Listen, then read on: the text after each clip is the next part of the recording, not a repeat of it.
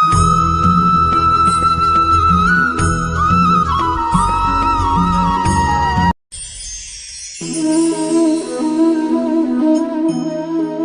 আমাকে সব সময় জিজ্ঞেস করে যে কানাই, এখন তুমি বড় হয়ে গেছো, এই বাচ্চাদের সাথে থেকে তুমি সব সময় দুষ্টুমি করো কেন? তুমি বড় হয়ে গেছো, বড়দের মতো থাকো। বেশিরভাগ লোকে এটা বুঝতে পারে না, ভাবে উনি তো ভগবান, ভগবানের মতো গম্ভীর নয় কেন?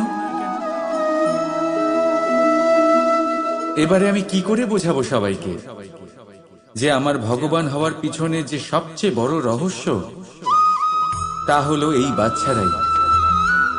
আমার শক্তি কোথা থেকে আসে? সমস্ত সমস্যার সমাধান করার শক্তি এই বাচ্চাদের থেকেই তো আসে। জীবনে বাঁচার শক্তি, সংসারকে প্রেম শেখাবার শক্তি এই বাচ্চাদের থেকেই আসে। কারণ বাচ্চাদের থেকে বড় কোনো ভগবান হয় না।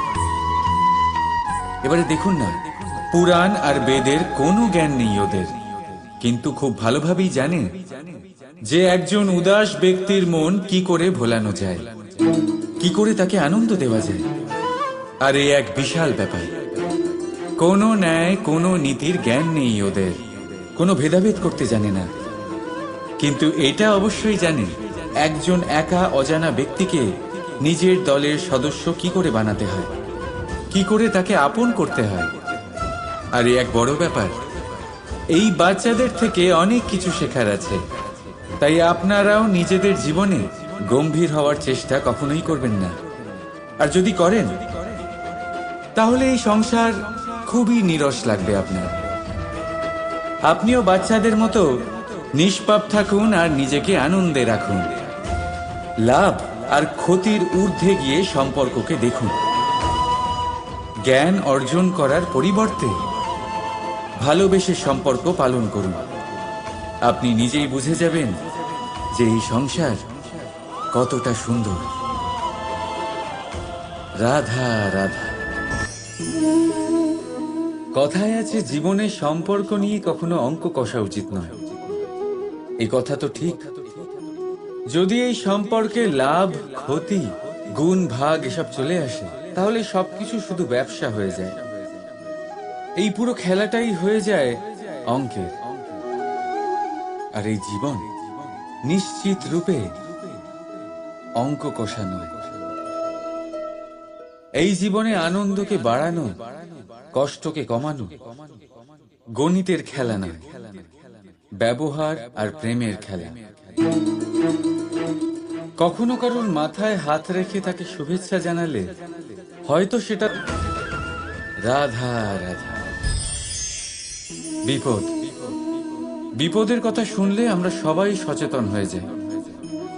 এই সংসারে এরকম কোনো প্রাণী নেই যে বিপদে পড়েনি, যে বিপদে ঘিরে থাকেনি। এবার কেউ কেউ বিপদের মুখোমুখি হয়ে বিজয় লাভ করেছে, কেউ কেউ তা পারেনি। কিন্তু বেশিরভাগ লোকেই বিপদের এই সময় কেটে যাওয়ার পরে বিপদের বিষয়ে ভুলে যায়। আর এটাই তার সব থেকে বড় ভুল হয়। বিপদের সাথে জড়িত এই তিনটি কথা সব সময় মনে রাখবেন। প্রথম, যারা আপনাকে বিপদে আপনি মনে রাখেন, তাহলে বিপদ ভুলেও কখনো আপনার জীবনে আর আসবে না। রাধা রাধা। মানুষ জন্ম নেয়, আর জন্ম নিলেই তার জীবনযাত্রা শুরু হয়ে যায়। তারপর সে পরিশ্রম করে, লড়াই করে, আর সে তার ফল অবশ্যই পায়। সেই নিজের জীবনযাত্রা নিজেই সাজায়। তার জীবনে ভয় ততক্ষণ প্রবেশ করে না যতক্ষণ না সে জীবনে কিছু অর্জন করে। একবার সে কিছু পেয়ে গেলে তারপরে সেটা হারিয়ে যাওয়ার ভয় মনের মধ্যে জন্ম নেয়। তারপর সে ভাগ্য, জ্যোতিষ, ভবিষ্যৎ এইসব দেখতে ব্যস্ত হয়ে পড়ে। আমি আপনাকে একটা প্রশ্ন করছি, আপনি যখন এই সংসারে এসেছিলেন, কি নিয়ে এসেছিলেন যে আপনি হারাবেন? কিছুই না। আপনার বশে আপনার জীবনের সেই মুহূর্তই আছে যা আপনার হাতে আছে, অন্য কিছুই নয়। আপনার হাতে আছে আপনার কর্ম। যে জীবনে দুর্ভাগ্যে হতাশ হয় না, যে অসফলতার জন্য ভেঙে পড়ে না, সেই এই জীবনে বিজয়ী হয়। বলুন, যখন আপনার জীবনে কিছুই ছিল না, কি করেছিলেন? পরিশ্রম করেছিলেন, লড়াই করেছিলেন, আর সেই সব কিছু পেয়েছেন যা পেতে চেয়েছিলেন। তাহলে আজ সব পাওয়ার পর ভয় কিসের? সেই সব জিনিস কি আপনাকে পরিশ্রম করার থেকে আটকায়? না।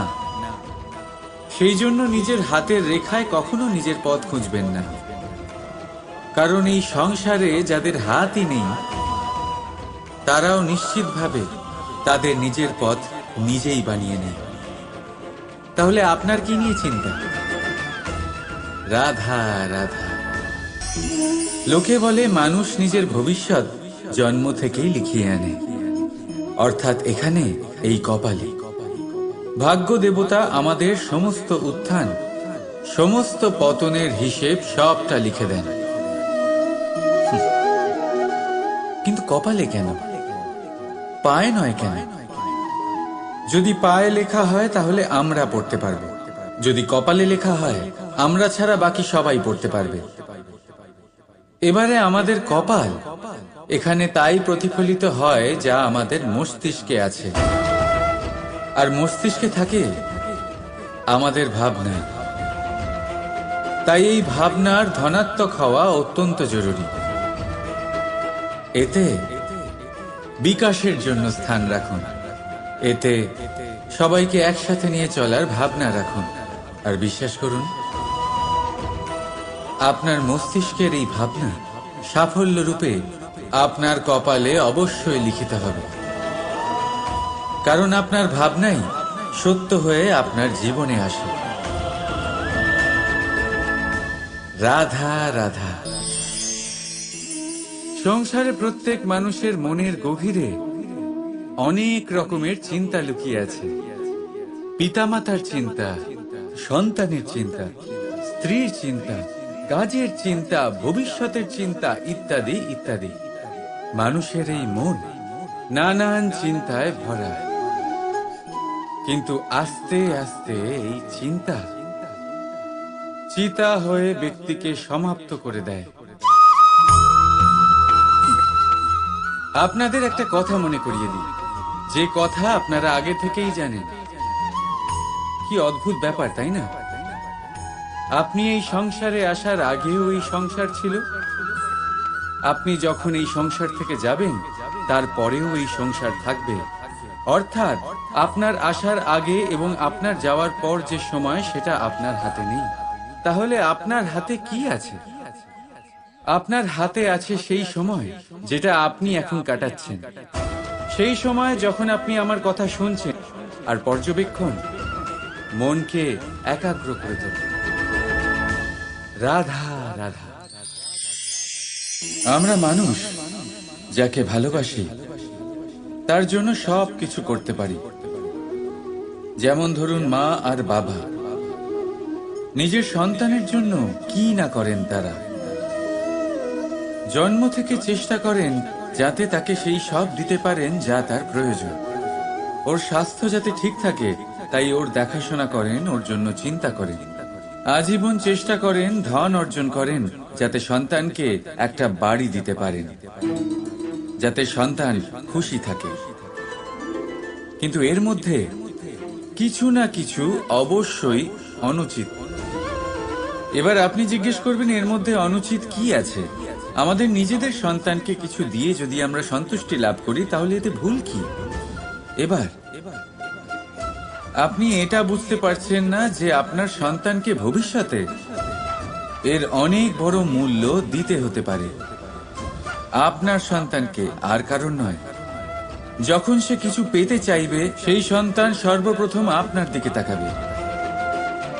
নিজে পরিশ্রম করে সেটা পাওয়ার চেষ্টা সে কখনোই করবে না। আর যখন সেটা পাবে না তখন সব থেকে বেশি দুঃখ সেই আপনার সন্তানেরই হবে। তাই যদি সন্তানকে কিছু দিতে হয় তাহলে বাড়ি নয়, শিক্ষা দিন। একটা ভালো চরিত্র নির্মাণ করার চেষ্টা করুন, কারণ একটা ভালো চরিত্রই এই সংসারে সফলতার চরম শিখরে পৌঁছতে পারে। রাধা রাধা। নির্মাণ করতে গেলে প্রথমে ভাঙনের জ্ঞান অত্যন্ত আবশ্যক। তার উদাহরণ আমি দেব এর দ্বারা।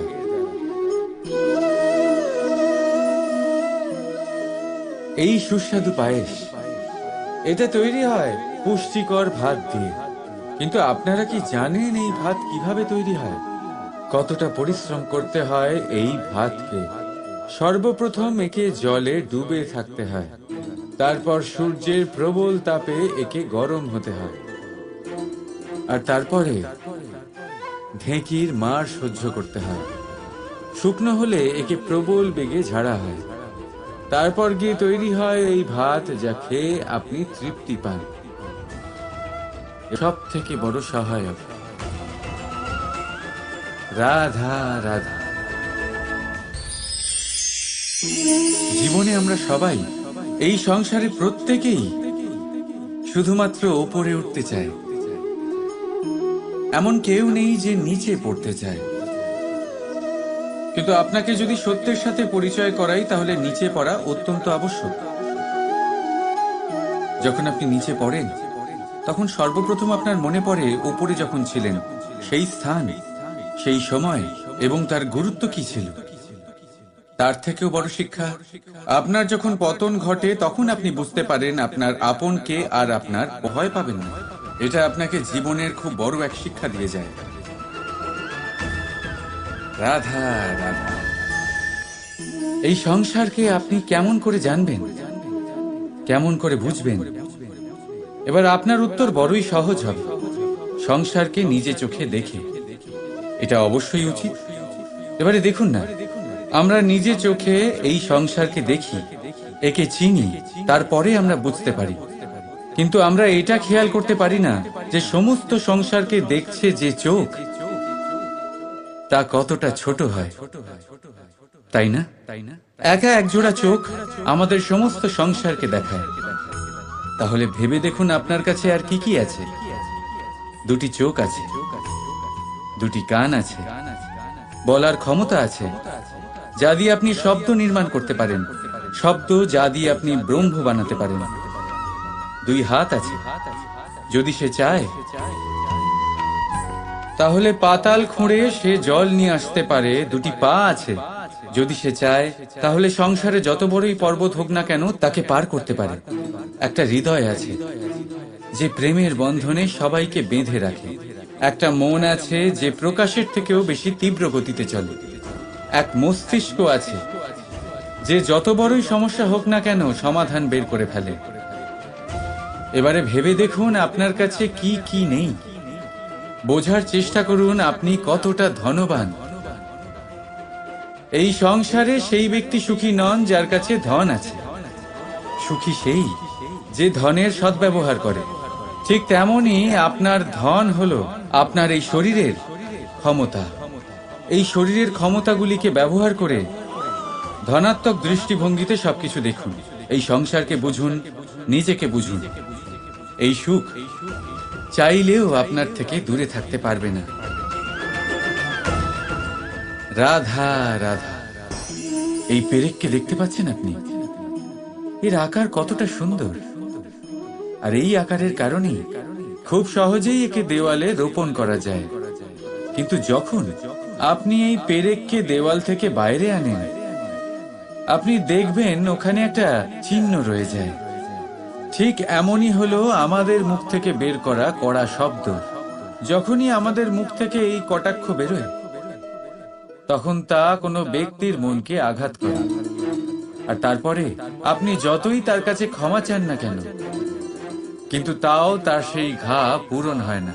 আপনার বলা সেই কথা, সেই কঠোর চিহ্ন ওই ব্যক্তির মনের দেওয়ালে খোদাই হয়ে থাকে। সেই জন্য আমি সব সময় বলি, এই শব্দের শক্তিকে আপনারা বুঝুন, এর মাহাত্ম্যকে বুঝুন। এই শব্দ ব্রহ্ম, কারণ যেভাবে আপনাকে এই শব্দ বিজয়ী করে তোলে, সেইভাবেই এই শব্দ আপনার ব্যাকুলতার কারণে, আপনার বাচন ভঙ্গির কারণে, আপনার অতি উৎসাহের কারণে আপনাকে বিপরীত প্রহারও করতে পারে, যতই আপনার মন সুন্দর ও মধুর হোক না কেন। রাধা রাধা। আসুন আজকে আমরা কথা বলি ভাষার বিষয়ে। এই ভাষা কত অদ্ভুত এক শক্তি, কিন্তু কখনো কখনো আমরা এই তর্কে লিপ্ত হয়ে যাই যে কোন ভাষা সর্বশ্রেষ্ঠ। কখনো কখনো এই সমস্যায় আটকে পড়ি, যখন সামনের জনের ভাষা ভিন্ন আর আমাদের ভিন্ন, না আমরা তার কথা বুঝতে পারি না সে আমাদের। আচ্ছা ঠিক আছে, কিন্তু কেউ আমাকে এটার মানে স্পষ্ট করে বোঝান। সূর্যমুখী, সূর্যের কিরণের কোন ভাষা সে বুঝতে পারে যে সূর্য ওঠার সাথে সাথে সেও ফুটে ওঠে? চকর, চকরের কাছে এমন কোন ইন্দ্রিয় আছে যে সে চাঁদের শীতলতা অনুভব করতে পারে? গরু এমন কোন সঙ্গীত শিখেছে? রাধা রাধা। ব্যক্তি কখন সফল হয়, কখন অসফল, কখন ক্ষতি হয়, কখন লাভ, কখন জয় হয়, কখন পরাজয়, এসব কিসের উপরে নির্ভরশীল? বেশিরভাগ লোকেই বলবেন পরিস্থিতির ওপর, আর সেটা ঠিকও। যদি বাইরে বর্ষার পরিবেশ থাকে, তবে সেখানে বস্ত্র কিভাবে শুকোতে পারে? যদি ঝড়ের পরিবেশ থাকে, তাহলে নৌকা কিভাবে পার করানো যেতে পারে? কিন্তু যদি আমি আপনাকে আসল সত্যি বলি, তাহলে অসফলতার কারণ পরিস্থিতি নয়, সেই পরিস্থিতিকে স্বীকার করে নেওয়া। প্রত্যেকের জীবনে এরকম সময় অবশ্যই আসে যখন আমরা চাইলেও পরিস্থিতিকে পাল্টাতে পারি না। পরিস্থিতিকে পাল্টানো অসম্ভব হয়ে ওঠে। এরকম সময় একটাই উপায় আছে, পরিস্থিতিকে নয়, মনস্থিতিকে বদলান, আর দেখবেন সবকিছু ভালো হবে। কারণ এই মনস্থিতি আপনার জীবনের সব থেকে বড় সম্বল, সব থেকে বড় সাথী। দেখুন, অপবাদ, অসফলতা প্রত্যেকের জীবনের একটা অংশ অবশ্যই, কিন্তু আপনাকে নিরন্তর চেষ্টা করে যেতে হবে, পুনরায় ঘুরে দাঁড়িয়ে এগিয়ে যেতে হবে, তবেই সফলতা আসবে। যদি এতই সহজ হতো সফল হওয়া, তাহলে সবাই সফল হতো, তাই তো? রাধা রাধা।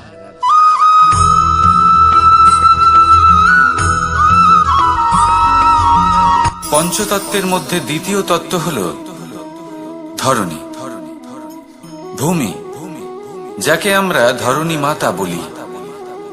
এই ধরণী ধৈর্য ধারণ করে, আর এর উপরেই আমাদের সমগ্র সংসার নির্ভরশীল। কারণ এই ভূমি সহ্য ক্ষমতা রাখে, এর সহ্য ক্ষমতা হলো অপরিসীম। সন্তান যতই আঘাত প্রদান করুক না কেন, প্রেম পূর্বক সহ্য করে, আর তার বদলে অমূল্য রত্ন প্রদান করে। সন্তান যদি হাল চালায়, তাহলে তার বদলে তাকে অন্ন প্রদান করে। এটাই হলো ধরণী। এবার এর থেকে আমরা কি শিক্ষা পেতে পারি? এটাই যে কারোর জন্য কিছু করা বা কাউকে কিছু দেওয়া মনে কোনো কামনা ছাড়াই। আর এই কথাটা বুঝে যান, যদি কারোর জন্য কামনা না রেখে বা কোনো পাওয়ার আশা না রেখে কারোর জন্য কিছু করেন বা কারোকে কিছু দেন, যদি এটা আপনি শিখতে পারেন, তবে আপনি ভালোবাসতে শিখে গেছেন। আর সেই জন্যই এই ধরিত্রীকে মাতা বলা হয়। কারণ মাতা শুধু উনি নন যিনি গর্ভে সন্তানকে ধারণ করেন, মাতা তো উনিও যিনি জীবন বাঁচতে শেখান, যিনি জীবন বাঁচার উদাহরণ প্রদান করেন। তাহলে ধরণীর থেকে এই নিঃস্বার্থ ভাব শিখুন, নিঃস্বার্থ ভালোবাসা শিখুন, আর এই ভালোবাসার সাথেই বলুন রাধা রাধা।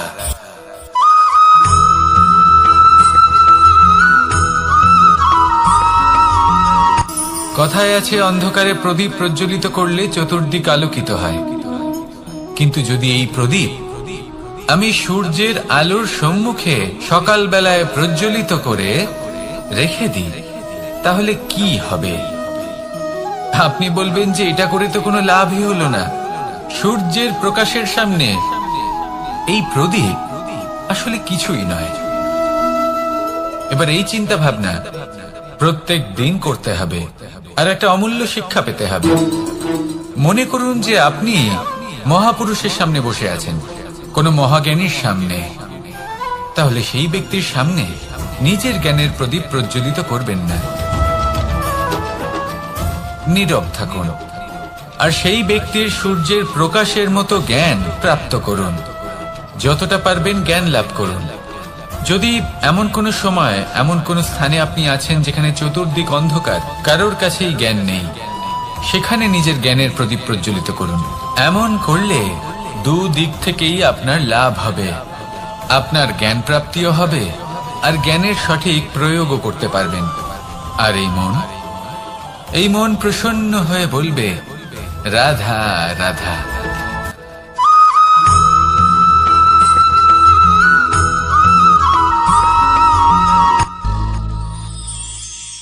শিশিরের বিন্দু পাতার ওপর পড়ে আর তার গায়ে লেগে থাকে।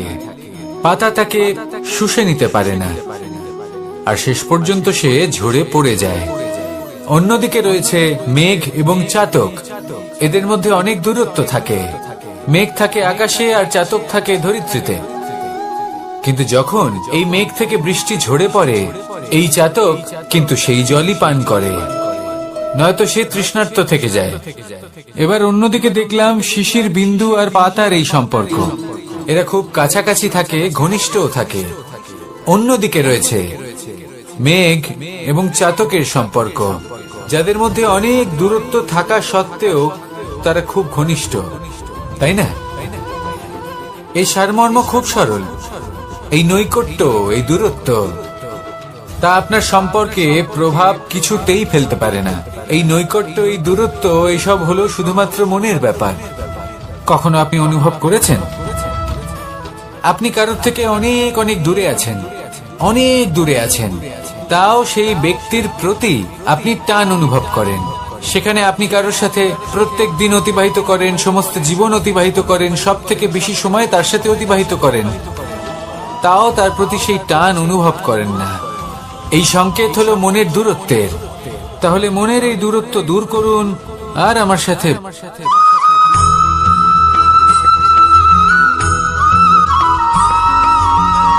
এই সংসারে কোন বস্তু হোক বা ব্যক্তি হোক, তার একার গুরুত্ব কিন্তু খুব বেশি নয়।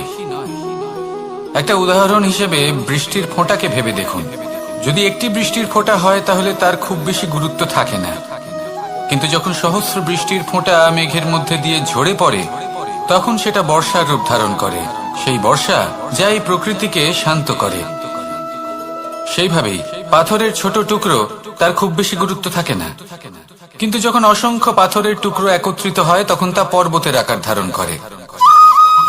সেইভাবেই কিছু মানুষ যখন একত্রিত হন তখন তৈরি হয় পরিবার। কিছু পরিবার যখন একত্রিত হয় তখন তৈরি হয় সমাজ। যখন অনেক সংখ্যক সমাজ একত্রিত হয় তখন তৈরি হয় রাজ্য। এবার এই রাজ্যের সব থেকে গুরুত্বপূর্ণ ব্যক্তি হতে পারেন রাজা, কিন্তু তাও সেই রাজা একা কিছু করতে পারেন না। যুদ্ধ লড়ার সময় তারও নিজের সৈন্যদলকে প্রয়োজন পড়ে।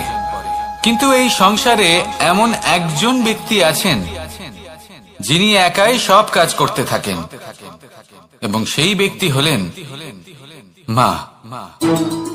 আমাদের জীবনে একজন পিতার ভূমিকা কিন্তু নিঃসন্দেহে অমূল্য, কিন্তু আমাদের সকলের জীবনে যে ভূমিকা একজন মায়ের তা অন্য কারোর থাকে না। একজন মা একাই সন্তানকে বড় করতে পারেন, সংস্কারী করে তুলতে পারেন, তার জন্য পরিশ্রম করেন। আর এত কিছু কাজ করার পরেও তার কাজের জন্য তিনি প্রশংসা অবশ্য পান না। উল্টে যদি সেই সন্তান অনুচিত পথে চালিত হয়, অনুচিত কর্ম করে, তখন সেই মাকেই অপবাদের পাত্র হয়ে উঠতে হয়। আমাদের জীবনে মায়ের যোগদান কতটা সেটা বুঝুন। আপনাকে বড় করে তোলার জন্য উনি কতটা পরিশ্রম করেছেন সেটা বুঝুন। আজ থেকে, এখন থেকে এই মুহূর্ত থেকে মাকে সম্মান করতে শিখুন। যখন সময় পাবেন, যখন সুযোগ হবে, তখন তার প্রশংসা করুন, ওনারও ভালো লাগবে। আর মায়ের এই মমতার জন্য, তার এই ভূমিকার জন্য আসুন সবাই মিলে আমরা তাকে প্রণাম করি, আর সকলে মিলে ভালোবেসে বলি, রাধা রাধা।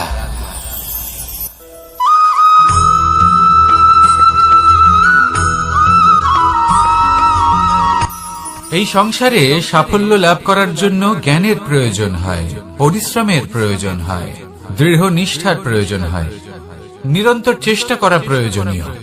কিন্তু আরো কিছু আছে যা অত্যন্ত প্রয়োজনীয় এবং গুরুত্বপূর্ণ। তা হলো ভালো বন্ধু। তাদের থাকা অত্যন্ত প্রয়োজনীয়। যদি ভালো বন্ধু থাকে, তাহলে সময় এলে তারা ঢাল হয়ে আপনাকে সুরক্ষা করবেন। সময় এলে অস্ত্রের মতো শত্রুকে সংহারও করবেন। যদি তিনি জ্ঞানী হন, তাদের মধ্যে সদ্গুণ থাকে, তাহলে এই সব গুণ আপনার মধ্যেও প্রবেশ করবে। তাহলে সাফল্যের জন্য ভালো বন্ধু পাওয়া অত্যন্ত প্রয়োজনীয়। কিন্তু শুধু বন্ধু কেন, ভালো শত্রুও থাকা প্রয়োজনীয়। এবার আপনি ভাববেন, আমি কি বললাম? যদি আপনার জীবনেও ভালো অর্থাৎ শক্তিশালী শত্রু থাকে, তাহলে আপনিও শক্তিশালী হতে থাকবেন। এই শত্রু আপনাকে প্রেরিত করবে আরো বেশি শক্তিশালী হয়ে ওঠার। কখনো কোনো হরিণকে দেখুন, তীব্র গতিতে দৌড়তে থাকে। কেন তীব্র গতিতে দৌড়য়? এই কারণে নয় যে কোথাও তার জন্য মধুর ঘাস অপেক্ষা করে রয়েছে, না। সে এই কারণে তীব্র গতিতে দৌড়য় কারণ সেটা না করলে তার পেছনে একটি সিংহ আছে যে ওকে নিজের ভোজন করে ফেলবে। তাই জীবনে বিপদ, সংকট, এই সবকিছুও হলো অত্যন্ত গুরুত্বপূর্ণ। তার সম্মুখীন হতে শিখুন, আর আমার সাথে ভালোবেসে বলুন, রাধা রাধা।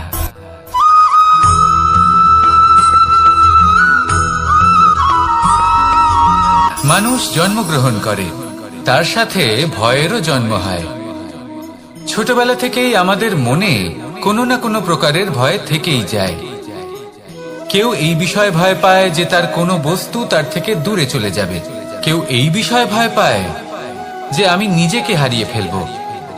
কেউ এই ভেবে ভয় পায় যে আমার প্রিয়জনেরা তারা যেন আমার থেকে দূরে না চলে যায়। কেউ এই ভেবে ভয় পায় যে আমরা যেন পথ না হারিয়ে ফেলি, আদি ইত্যাদি। কিন্তু সত্যি কথা বলতে, ভেবে দেখুন এই ভয় বাস্তবে কি? শুধুই একটা মনস্থিতি, আর কিছুই নয়। যা কিছু আপনি জীবনে পেয়েছেন তা একদিন আপনাকে হারাতে হবে। এই জীবন হলো আপনারই, কিন্তু তাও একদিন সমাপ্ত হবে। তাই ভয় পেয়ে কি লাভ? এই ভয় শুধু আপনাকে জীবন যাপন করা থেকে বাধা দিচ্ছে, আর কিচ্ছু নয়। পথ হারিয়ে ফেললেই বুঝতে পারবেন যে নতুন পথ কিভাবে বানাতে হয়। কিছু মানুষকে জীবন থেকে হারালে তবেই আপনি বুঝবেন যে আপনার আপনজনকে। এই ভয়ের কারণে ভীত হয়ে থাকবেন না। এই তারা নক্ষত্র অন্ধকারের অভাবে গুরুত্ব হারায়। শিবকেও মহাদেব হওয়ার জন্য বিষপান করতে হয়েছিল। প্রত্যেক পরিস্থিতি, প্রত্যেক সাফল্য আপনার পরীক্ষা নেবে। তাতে উত্তীর্ণ হওয়া হলো আপনার কর্ম। যখনই আপনি ভয় পাবেন বা সংকটের সম্মুখীন হবেন, তখন সাহসের সাথে তার সম্মুখীন হন। মনে রাখবেন, যে সম্মুখীন হতে জানে, সাফল্য তার সাথে সবসময় থাকে। আসুন আর আমার সাথে ভালোবেসে বলুন, রাধা রাধা।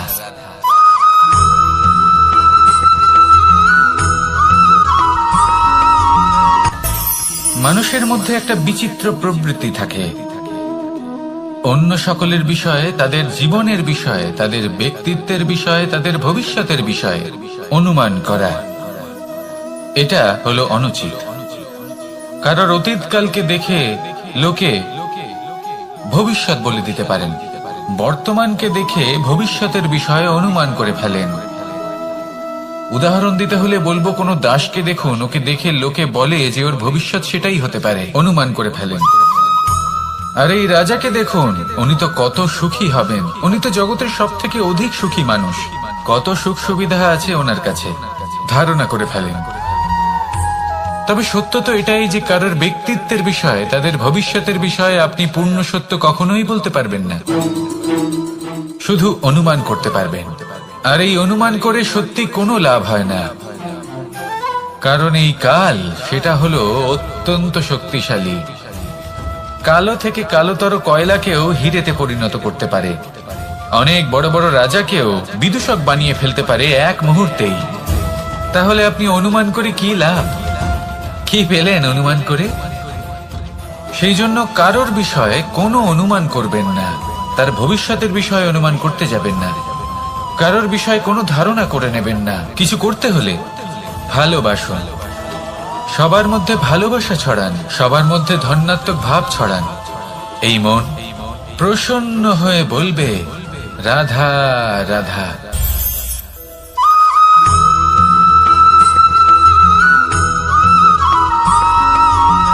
এই সংসারে সব থেকে বেশি কোমল বস্তু হলো রেশম। এই রেশম এতটাই কোমল হয় যে এর পুরো একটা থান শুধুমাত্র একটা হাতে ধরা সম্ভব। কখনো ভেবে দেখেছেন এই রেশম কিভাবে হয়? একটি কীট তার লালার দ্বারা উৎপন্ন হয়। এই কীট সেই রেশমকে পাক দিতে থাকে, পাক দিতেই থাকে, দিতেই থাকে, আর আস্তে আস্তে তার মধ্যেই জড়িয়ে পড়ে। শেষে ওর এই সুন্দর অমূল্য সৃষ্টি রেশমের এই সুতো, তার নির্মাণ কার্য পূর্ণ হয়, কিন্তু তাতেই ও নিজে বন্দী হয়ে যায়। নিজেরই মায়াজালের এই বন্দী গৃহে নিজেই ফেঁসে যায়। এবার এই সুতোকে ব্যবহারযোগ্য করে তোলার জন্য এই কীটগুলিকে এই কবচের সাথেই ফুটন্ত জলে ফেলে দেওয়া হয়। এই সংসারে যদি আমাদের স্বপ্ন এই সংসারের দুঃখ হরণ করার জন্য, এই সংসারে সুখ বিতরণ করার জন্য হয়, তবেই আমাদের প্রগতি সম্ভব। যদি আমাদের এই স্বপ্ন শুধুই আমাদের এবং আমাদের স্বার্থ সিদ্ধির জন্য হয়, তাহলে এই স্বপ্ন আমাদের অন্ধ করে দেবে, আমাদের অন্ধকারের পথে নিয়ে যাবে, আর আমরাও সেই কীটের মতো হয়ে যাব। নিজেদেরই মায়াজালে আমরা নিজেই ফেঁসে যাব, আর শেষে আমরা যদি কিছু লাভ করি তা হবে একাকিত্ব, অন্ধকারময় মৃত্যু। তাই স্বপ্ন অবশ্যই দেখুন, কিন্তু এমন ভাবে স্বপ্ন দেখবেন না যে তার এই বন্দিগৃহে আপনি নিজেই ফেঁসে গেলেন। স্বপ্ন দেখুন পরোপকারে।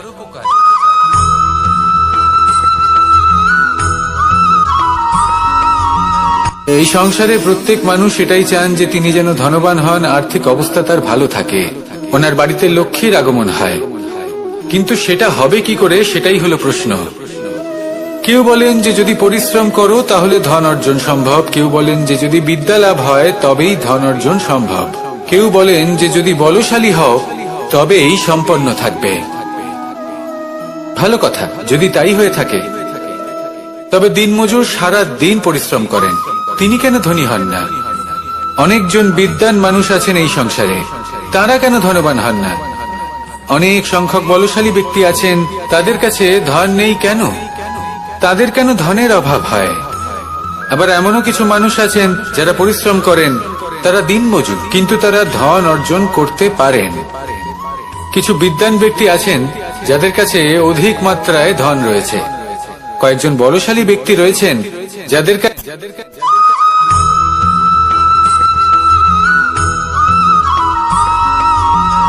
পিতা আর পুত্রের সম্পর্ক অত্যন্ত মধুর হয়ে থাকে।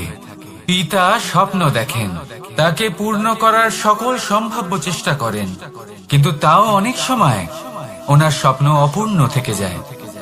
তখন পিতা ভাবেন যে স্বপ্ন উনি পূর্ণ করতে পারেননি, ওনার সন্তান তা অবশ্যই পূরণ করবে। যে স্থানে উনি কখনো পৌঁছতে পারেননি, সেই স্থানে ওনার পুত্র অবশ্যই পৌঁছবে।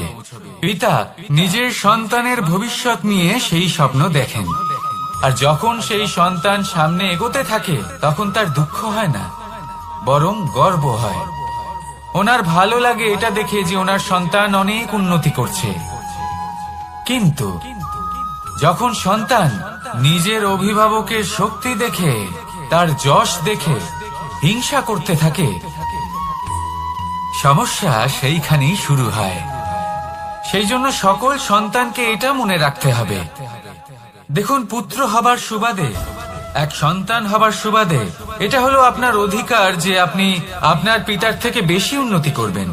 আপনার পিতাও এটাই চান, কিন্তু সুস্থভাবে এটা করুন। একটা রেখা টেনে নিন যাতে আপনি তাতে এগোতে পারেন আর আপনার পিতার তাতে গর্ববোধ হয়, আর সেই বিষয়ে দুঃখ না হয় যে আমার সন্তান আমাকেই ছোট করার চেষ্টা করছে।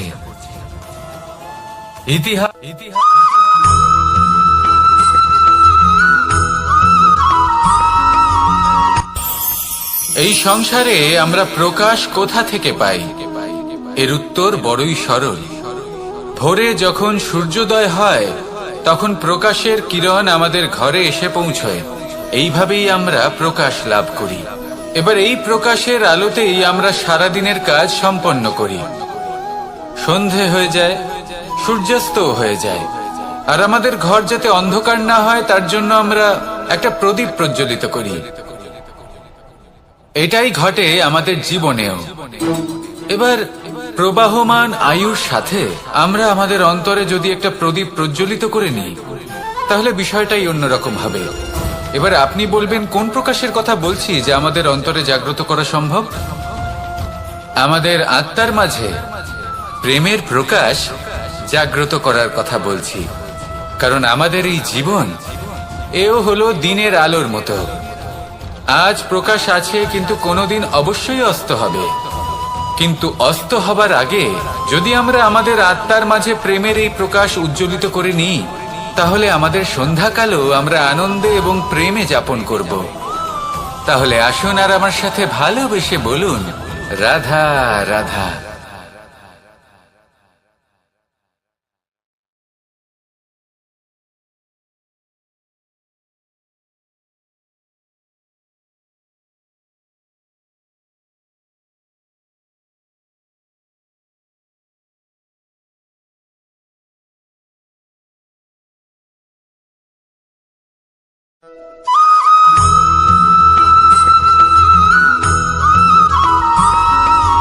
আমাদের শরীর প্রকৃতির সর্বশ্রেষ্ঠ রচনা। যে অঙ্গ প্রত্যঙ্গ আমরা লাভ করেছি প্রত্যেকটির মধ্যে একটি নিজস্ব বার্তা রয়েছে। একটু ভেবে দেখুন, দুটি চোখ দিয়েছে দেখার জন্য, দুটি কান দিয়েছে শোনার জন্য, নাসিকাও আছে দুটি, দুটি হাত দিয়েছে দ্বিগুণ পরিশ্রম করার জন্য। কিন্তু জীব শুধুমাত্র একটি। তার উপরেও তীক্ষ্ণ বলিষ্ঠ দাঁত দিয়েছে তার রক্ষার জন্য। কখনো ভেবে দেখেছেন কেন?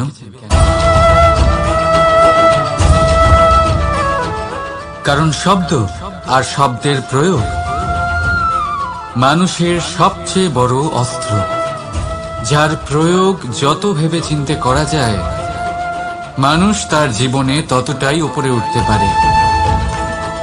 তাহলে মনে রাখুন, দেখুন, শুনুন আর বুঝুন বেশি, বলুন কম। রাধা রাধা।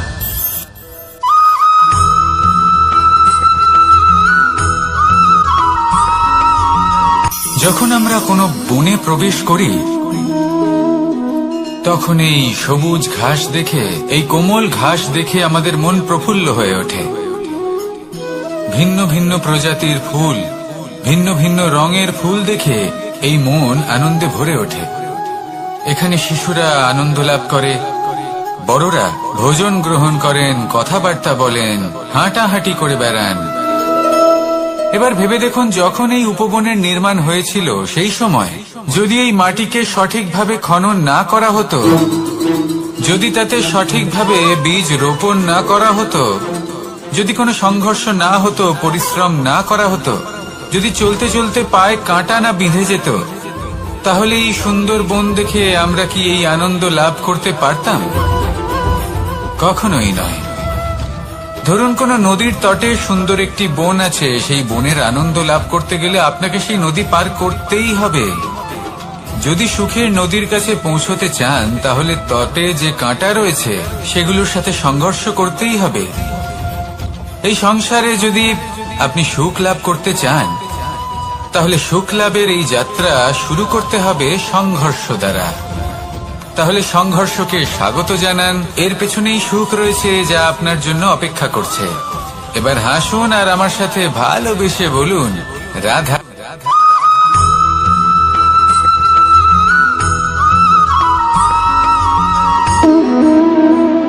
সম্পর্ক হলো আমাদের জীবনের একটি আধার। কিছু সম্পর্ক এমন যা আমরা জন্মসূত্রে লাভ করি, যেমন পরিবার, মা, বাবা। কিছু সম্পর্ক আছে যা আমরা জীবনে অর্জন করে থাকি, তা সে প্রেমের হোক, স্নেহের হোক বা বন্ধুত্বের। এই সকল সম্পর্ক লাভ করার বা গড়ে তোলার 5টি ধাপ রয়েছে। প্রথম ধাপ, কোনো ব্যক্তির সাথে আলাপ হওয়া, তার সাথে কথা বলা বা তাকে দেখা।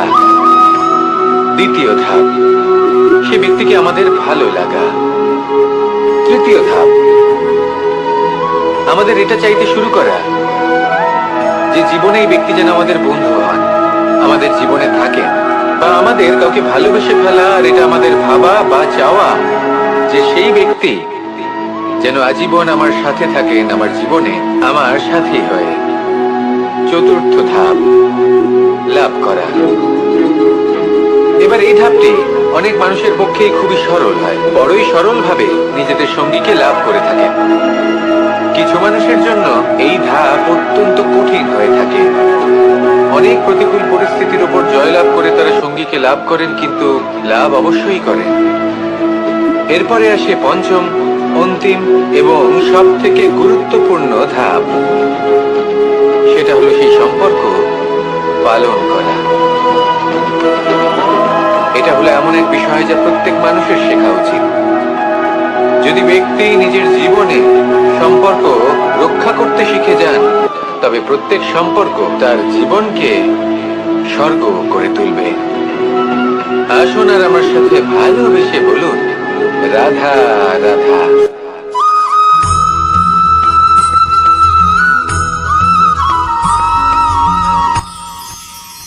মানুষ তার জীবনে 2 ধরনের পরিস্থিতিকে খুব ভয় পায়। 1, কোনো কারণবশত কারোর সামনে নত হওয়া। 2, কোনো কারণে নিজের চরিত্র থেকে, নিজের মূল্যবোধ থেকে বিচ্যুত হওয়া। এবার কেন হয় এরকম যে কথায় কথায় কারোর সামনে নত হতে হয়? কেন বারংবার নিজের চরিত্র থেকে চ্যুত হতে হয়? এরকম কেন হয়? এটা তখনই হয় যখন আমাদের শিক্ষা এবং মূল্যবোধের অভাব থাকে। যদি মানুষের মধ্যে প্রকৃত শিক্ষা থাকে তাহলে এই সংসারে কোনো সময় এবং কারোর সামনেই নত হওয়ার কোনো প্রয়োজন নেই। যদি মানুষের মধ্যে মূল্যবোধ থাকে তাহলে তাকে নিজের মূল্যবোধ বা চরিত্র থেকে বিচ্যুত হতে হয় না, তা সে যাই হয়ে যাক না কেন। কোনো বালককে যদি জন্ম থেকেই সুশিক্ষার অধিকারী করা হয়, শিক্ষিত করা হয়, মূল্যবোধের অধিকারী করা হয়, তবে সে এই সংসারে এমন কর্ম করবে যাতে সে নিজেকে, নিজের পরিবারকে, সমগ্র সমাজকে গর্বিত করতে পারে। শিক্ষা লাভ করুন, মূল্যবোধ লাভ করুন এবং আমার সাথে ভালোবেসে বলুন, রাধা রাধা।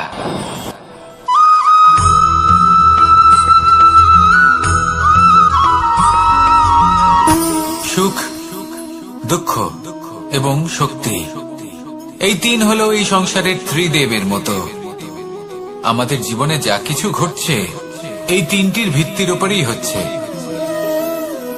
আসলে এই সংসারের একটা নিয়ম আছে, যখনই আপনি কিছু লাভ করেন এই সংসার আপনার পরীক্ষা নেয়।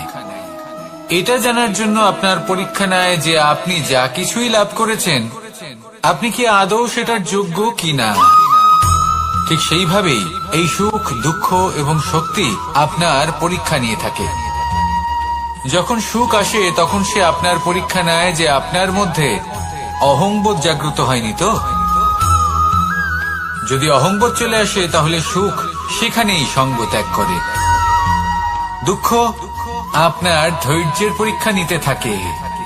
আর যদি আপনার মধ্যে ধৈর্য না থাকে তাহলে এটা আপনাকে আরো বেশি দুঃখের গভীর অন্ধকারে ঠেলে দেবে। সেখানে শক্তি পরীক্ষা নেয় আপনার বিনম্রতার।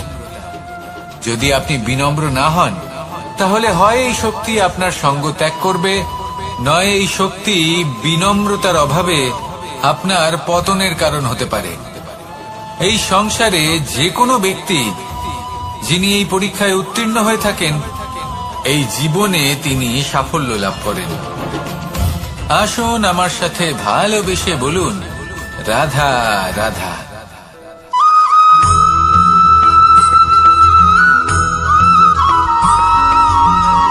জীবন কিসের উপর নির্ভরশীল? ধনের উপর? বৈভবের অনুভব যদি আপনি করতে চান তাহলে তা পাবেন শুধু একতার দ্বারা, সংগঠনের দ্বারা। যদি আপনাকে উদাহরণ দিই, নিজের এই হাতটাকে দেখুন, 5টা আঙুল রয়েছে। কোনো একটা বস্তুকে নিজের একটা আঙুল দ্বারা তুলে ধরার চেষ্টা করে দেখুন, বড়ই কষ্ট হবে। তখন আপনি বুঝতে পারবেন যখন এই 5টি আঙুল একত্রিত হয় তখন কোনো কাজ কতটা সহজ হতে পারে। এটাই হলো শক্তি, একতার। সব থেকে ভালো উদাহরণ যদি আপনাকে দিই তাহলে বাঁশি। এই বাঁশি থেকে অত্যন্ত মধুর সুর নির্গত হয় যা সবার মন প্রসন্ন করে দেয়। এই কথা সত্যি, কিন্তু এই বাঁশি আমি একটা বা দুটো আঙুল দিয়ে বাজাতে পারবো না। আমাকে প্রত্যেকটা আঙুল ব্যবহার করতেই হবে, তবেই এর থেকে মধুর সুর নির্গত হবে যা সকলকে প্রসন্ন করবে, ঠিক কিনা? ঠিক এইভাবেই যদি আপনি চান যে আপনার জীবনরূপী বাঁশি থেকেও মধুর সুর নির্গত হোক বা সবার মনকে প্রসন্ন করে তুলুক, তাহলে আপনাকেও জীবনে একতা নিয়ে আসতেই হবে। আপনি একাও কর্ম করতে পারেন, পথ চলতেও পারেন, সামনেও এগোতে পারেন, সাফল্যও লাভ করতে পারেন। কিন্তু যখন সকলে একসাথে এগোবেন, সেই পথে চলবেন, সেই কর্মই করবেন, তখন লক্ষ্যে অবশ্যই পৌঁছবেন, সাফল্য অবশ্যই লাভ করবেন। কিন্তু সেই সাফল্য এবং তার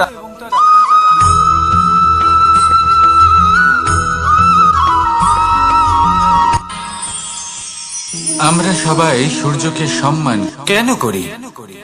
কারণ আমরা জানি যে সন্ধেবেলা যখন সূর্যাস্ত হবে তখন শুধুমাত্র অন্ধকার বাকি থাকবে।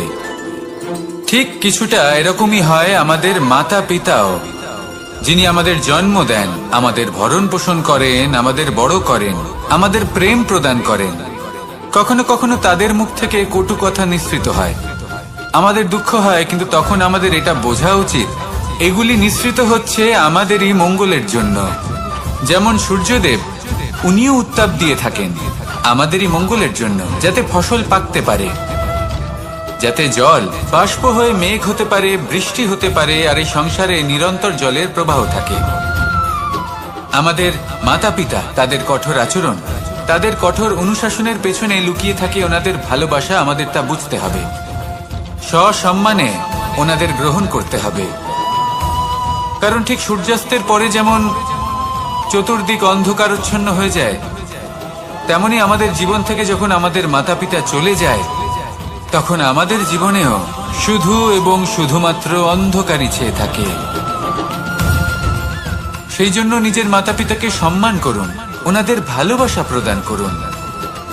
এই মন আর এই জীবন প্রসন্ন হয়ে বলবে, রাধা রাধা।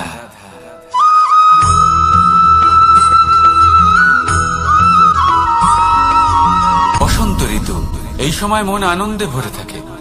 এমন মনে হয় যেন আমরা আকাশে বিচরণ করতে চলে যাই, কিন্তু সেটা তো সম্ভব নয়। সেই জন্য হয়তো আমরা ঘুড়ি ওড়াই, এই ঘুড়িকে নিজেদের প্রতিরূপ মনে করে। এবার অনেক মানুষ আছেন যারা ঘুড়ি ওড়ান, কিন্তু এই কর্মের সারমর্ম কি সেটা কজন বুঝতে পারেন? আপনি এটা মনে করুন যে আপনি হলেন সেই ঘুড়ি, আর এই সুতো যিনি ধরে রয়েছেন তিনি হলেন পরমাত্মা। আর এই সুতো যেখান থেকে শুরু হয় সেই লাটাই হলো আমাদের কর্মচক্র। এবার আপনি নিজেই অনুমান করুন যে এই উড়ান কার ওপর নির্ভরশীল? পরমাত্মার ওপর আর আপনার কর্মের ওপর। যদি পরমাত্মা আপনার হাত ধরে থাকেন, আপনার সাথে থাকেন, যদি আপনি শুভ কর্ম করতে থাকেন, আপনি এই আকাশে উড়তে থাকবেন। কিন্তু কোথাও যদি পরমাত্মার সাথে এই বন্ধন ছিন্ন হয়, আপনার কর্মচক্র খারাপ হয়ে যায় বা থেমে যায়, তাহলে আপনার এই ঘুড়ি কেটে যাবে আর দূরে কোনো গাছের ডালে গিয়ে আটকে যাবে। তাই শুধুমাত্র ঘুড়ি ওড়াবেন না, তার থেকে শিখুন। পরমাত্মার সাহচর্যে থাকুন, সবসময় শুভ কর্ম করতে থাকুন আর সবসময় এই আকাশে উড়তে থাকুন।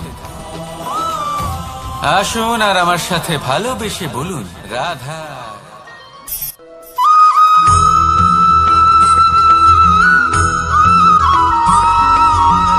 এবার অনেক সময় মানুষের মনে এরকম প্রশ্ন আসে যে এই সংসারে সব থেকে বড় বিপদ কি?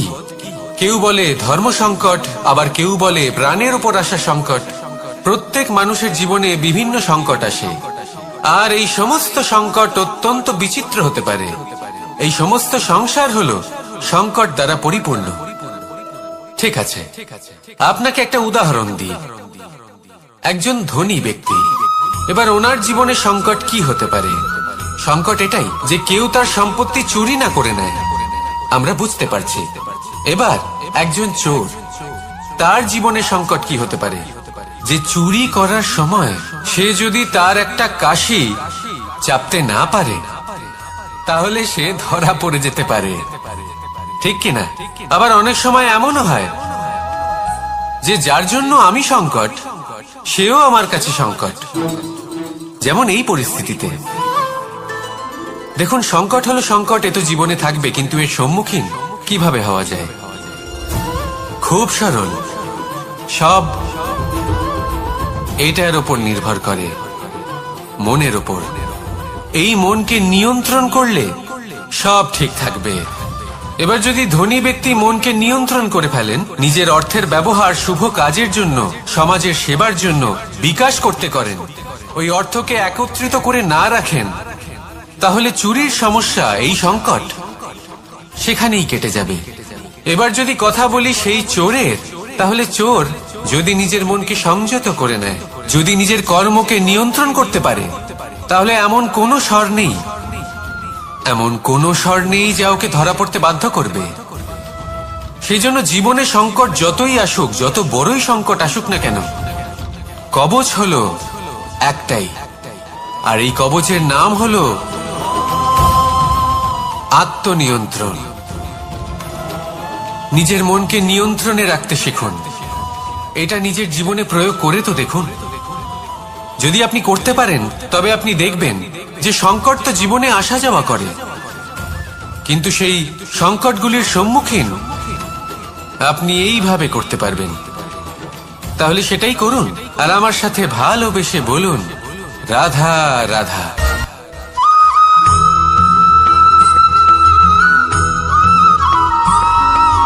জীবনে যখন কোনো ব্যক্তি নিজের লক্ষ্য প্রাপ্তির জন্য নিরন্তর পরিশ্রম করতে থাকেন, চেষ্টা করতে থাকেন, তখন তিনি কষ্ট অনুভব করেন, কখনো শারীরিক কষ্ট, কখনো মানসিক কষ্ট। এবার উনি এটা ভাবতে থাকেন যে আমি কি উচিত করছি নাকি অনুচিত করছি। কারণ অন্যদিকে এমন একজন ব্যক্তিও আছেন যিনি একদমই পরিশ্রম, চেষ্টা করছেন না। তিনি মদিরা পান করেন, বিলাসিতায় জীবন কাটান, অলস প্রকৃতির হয়ে ওঠেন, নিদ্রাতে বিলীন হয়ে থাকেন আর ভাবেন যে তিনি সুখ লাভ করছেন। কিন্তু এরকম কেন হয়? কারণ যখন আমরা সৎ পথে থাকি, উচিত পথে চলি, লক্ষ্য প্রাপ্ত করার জন্য চেষ্টা করতে থাকি, তখন আমাদের ভেতরে থাকা নেতিবাচক শক্তি এবং পাপ এই দেহকে ত্যাগ করে দেয়। আর এই অনুভূতিটাই আমাদের দুঃখের অনুভূতি দেয়, কষ্ট দেয়। এবার সেখানে যদি আমরা কুপথে চলি, অনুচিত পথে চলতে থাকি, তাহলে আমাদের ভেতরে থাকা পুণ্য এবং ধনাত্মক শক্তি আমাদের দেহ ত্যাগ করে দেয়। আর এই অনুভূতির কারণেই আমরা সুখ অনুভব করি। কিন্তু কখনো ভাববেন যে এই সুখ বেশি সময় পর্যন্ত থাকে না। সেই জন্য সবসময় মনে রাখবেন, যদি আপনি জানেন যে এটাই আপনার লক্ষ্য, এটাই উচিত পথ, শুভ পথ, তাতে নিরন্তরভাবে এগিয়ে যেতে চেষ্টা করতে থাকুন। এই কষ্ট আপনাকে সুখের পরাকাষ্ঠায় কখন পৌঁছে দেবে তা আপনি জানতেই পারবেন না। আসুন আমার সাথে ভালোবেসে বলুন, রাধা রাধা।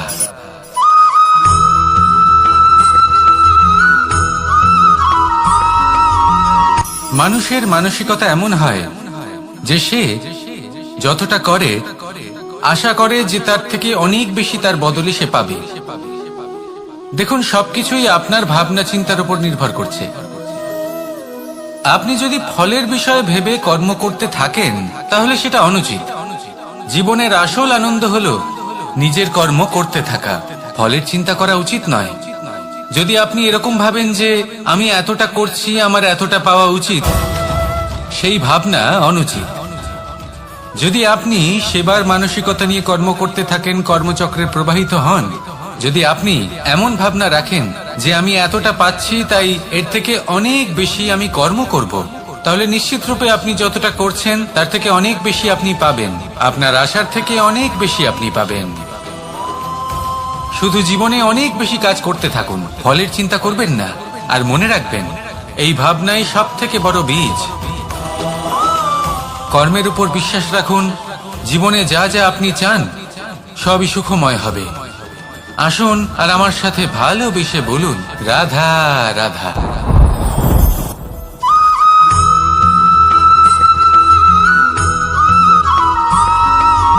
আমাদের শরীর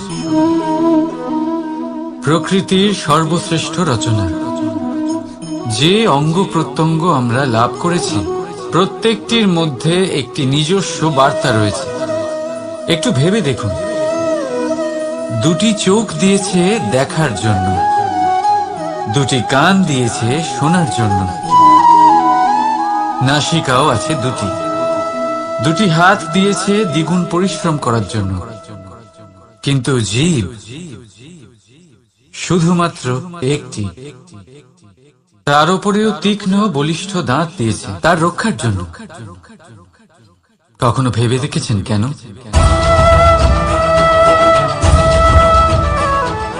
কারণ শব্দ আর শব্দের প্রয়োগ মানুষের সবচেয়ে বড় অস্ত্র, যার প্রয়োগ যত ভেবে চিন্তে করা যায় মানুষ তার জীবনে ততটাই উপরে উঠতে পারে।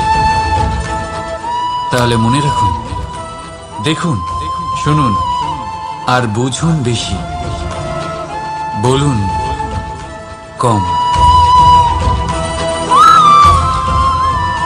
রাধা রাধা।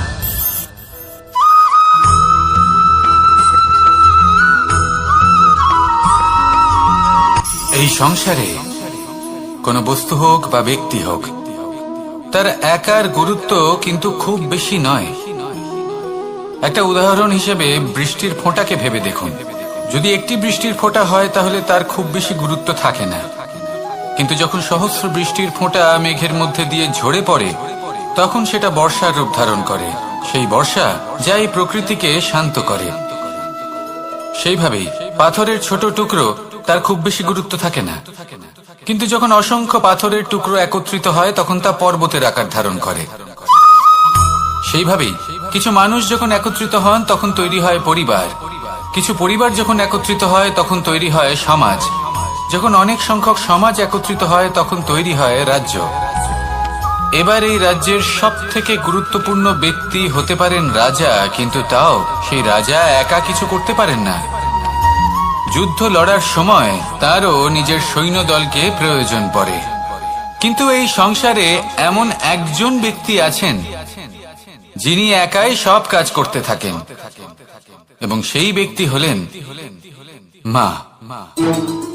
আমাদের জীবনে একজন পিতার ভূমিকা কিন্তু নিঃসন্দেহে অমূল্য, কিন্তু আমাদের সকলের জীবনে যে ভূমিকা একজন মায়ের তা অন্য কারোর থাকে না। একজন মা একাই সন্তানকে বড় করতে পারেন, সংস্কারী করে তুলতে পারেন, তার জন্য পরিশ্রম করেন। আর এত কিছু কাজ করার পরেও তার কাজের জন্য তিনি প্রশংসা অবশ্য পান না, উল্টে যদি সেই সন্তান অনুচিত পথে চালিত হয়, অনুচিত কর্ম করে, তখন সেই মাকেই অপবাদের পাত্র হয়ে উঠতে হয়। আমাদের জীবনে মায়ের যোগদান কতটা সেটা বুঝুন। আপনাকে বড় করে তোলার জন্য উনি কতটা পরিশ্রম করেছেন সেটা বুঝুন। আজ থেকে, এখন থেকে, এই মুহূর্ত থেকে মাকে সম্মান করতে শিখুন। যখন সময় পাবেন, যখন সুযোগ হবে, তখন তার প্রশংসা করুন, ওনারও ভালো লাগবে।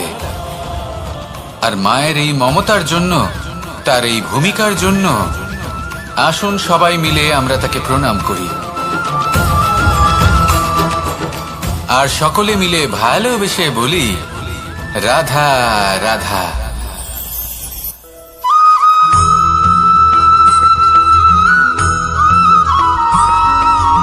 ফিরে আসছিলেন এবং তাদের ফেরার পথে হঠাৎ করে কোথাও থেকে একটি বাছুর চলে এলো। এই দুই বোন ভয়ভীত হয়ে গেলেন, আর তাদের হাত থেকে সেই আটা পড়ে গেল, মাটিতে মিশে গেল। এবার এই পুরো ঘটনাক্রমে যদি কারোর বিন্দুমাত্র লাভ হয়ে থাকে, বিন্দুমাত্র আনন্দ পেয়ে থাকে, তাহলে সে কে? সেই ছোট বোন, যিনি মাঝে মাঝেই গমের দানা তুলছিলেন এবং খাচ্ছিলেন। কিছুটা হলেও উনি আনন্দ লাভ করেছিলেন। এবার এরকমই হলো আমাদের জীবনে ভক্তি এবং ভালোবাসা সংক্রান্ত বিষয়। মানুষ নিজের জীবনের দৈনিক কাজে এতটাই ব্যস্ত হয়ে পড়েন, প্রত্যেকদিন শুধু কাজ কাজ কাজ কাজ করতে থাকেন, আর তাতে ভক্তি এবং ভালোবাসার জন্য সময় বার করতেই পারেন না। দেখুন, জীবনে ভক্তি আর প্রেমের এই যে ছোট ছোট মুহূর্ত আছে, এগুলো যদি আপনি যাপন করতে পারেন, তাহলে তাতেই আপনি তৃপ্তি লাভ করবেন। বাকি সবই আপনার ব্যর্থ বলেই মনে হবে। জীবনে যখনই আপনি কোনো কাজ করবেন, ঈশ্বরের প্রতি সমর্পিত হয়ে সেই কাজ করুন। আর যখনই সময় পাবেন, তাহলে সেই সময় নিজের আপনজনদের দিন। যাদের আপনি ভালোবাসেন তাদের প্রতি যত্নবান হন, তাদের শুভাকাঙ্ক্ষী হন। এই প্রেম আর ভক্তির ছোট ছোট মুহূর্তগুলো আপনার জীবনকে চরিতার্থ করে তুলবে। আসুন আমার সাথে ভালোবেসে বলুন, রাধা রাধা।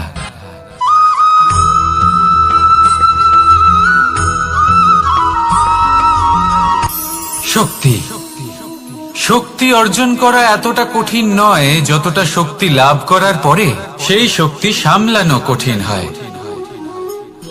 কারণ যেই মানুষ শক্তি লাভ করে, তার মনে গর্ববোধ জন্মায়, জন্মায় অহংকার, জন্মায় জেদ। তাই শক্তি প্রাপ্ত করার সাথে বিনম্র থাকাও অত্যন্ত আবশ্যক। আর এটা আমাদের শেখা উচিত বৃক্ষের থেকে। বৃক্ষ যা আমাদের ফল দেয়, বৃক্ষ যা যত ফল দেয় ততটাই ঝুঁকে যায়। আমরা পাথর মারি ওই বৃক্ষের থেকে ফল প্রাপ্ত করার জন্য। সেই পাথরের মার সহ্য করেও বৃক্ষ আমাদের ফল দেয়। কোনো গর্ববোধ নেই, কোনো অহংকার বোধ নেই। আর সেই জন্য এই বৃক্ষের পুজো করা হয়। এটাই হলো মাহাত্ম্য, শক্তির সাথে বিনম্রতা। যদি এই শক্তি সৃজন করে থাকে, সাহায্য করে থাকে, সম্বল হয়ে থাকে, তবেই সেই শক্তি উপযুক্ত। আর নয়তো সেই শক্তি একদিন আপনাকে আসক্ত অবশ্যই করবে। তাহলে শক্তি অবশ্যই অর্জন করুন, কিন্তু তার সাথে সেই শক্তি সামলানোর মতো বিবেকও আপনাকে অবশ্যই জাগ্রত করতে হবে। তাহলে আসুন আমার সাথে ভালোবেসে বলুন, রাধা রাধা।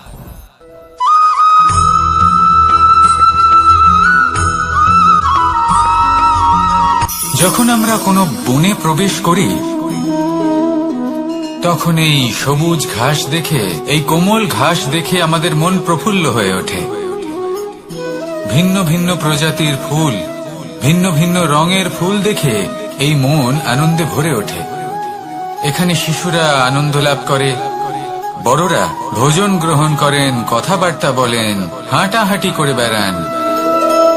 এবার ভেবে দেখুন, যখন এই উপবনের নির্মাণ হয়েছিল, সেই সময় যদি এই মাটিকে সঠিকভাবে খনন না করা হতো, যদি তাতে সঠিকভাবে বীজ রোপণ না করা হতো, যদি কোনো সংঘর্ষ না হতো, পরিশ্রম না করা হতো, যদি চলতে চলতে পায়ে কাঁটা না বিঁধে যেত, তাহলে এই সুন্দর বন দেখে আমরা কি এই আনন্দ লাভ করতে পারতাম? কখনোই নয়। ধরুন কোনো নদীর তটে সুন্দর একটি বন আছে, সেই বনের আনন্দ লাভ করতে গেলে আপনাকে সেই নদী পার করতেই হবে।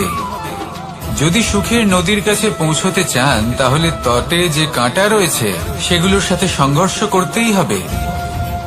এই সংসারে যদি আপনি সুখ লাভ করতে চান তাহলে সুখ লাভের এই যাত্রা শুরু করতে হবে সংঘর্ষ দ্বারা। তাহলে সংঘর্ষকে স্বাগত জানান, এর পেছনেই সুখ রয়েছে যা আপনার জন্য অপেক্ষা করছে। এবার হাসুন আর আমার সাথে ভালোবেসে বলুন, রাধা।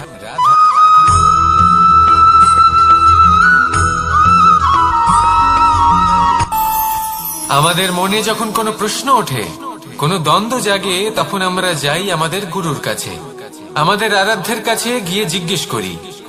এইভাবেই একদিন আমি পৌঁছলাম আমার আরাধ্যের কাছে, আমার মহাদেবের কাছে, আর ওনাকে প্রশ্ন করলাম যে মহাদেব, জীবনে আনন্দ পাওয়ার, উৎসব পালনের, প্রেম ভাগ করে নেবার, জীবনকে উপভোগ করে নেওয়ার সর্বশ্রেষ্ঠ সময় কোনটা? মহাদেব হাসলেন আর উনি বললেন, জীবনে উৎসব পালনের সব থেকে শ্রেষ্ঠ দিন হলো মৃত্যুর ঠিক আগের দিনটা। প্রেম ভাগ করে নেওয়ার সব থেকে শ্রেষ্ঠ মুহূর্ত হলো মৃত্যুর ঠিক আগের মুহূর্ত। জীবনকে উপভোগ করে নেওয়ার সর্বশ্রেষ্ঠ প্রহর হলো মৃত্যুর এক প্রহর পূর্বে। তখন আমি চমকে গেলাম। আমি বললাম, কিন্তু মহাদেব, মৃত্যু তো অনিশ্চিত, আমরা জানিও না কবে আমাদের মৃত্যু হবে। মহাদেব আবার হাসলেন। উনি বললেন যে যদি আমরা এভাবে জীবন কাটাই যে আমরা জীবনের প্রত্যেক দিন, প্রত্যেক মুহূর্ত, প্রত্যেক প্রহর শেষ বলে মনে করি, তাহলে আমাদের সমস্ত জীবন আনন্দের সাথেই অতিবাহিত হবে। কি বলেন?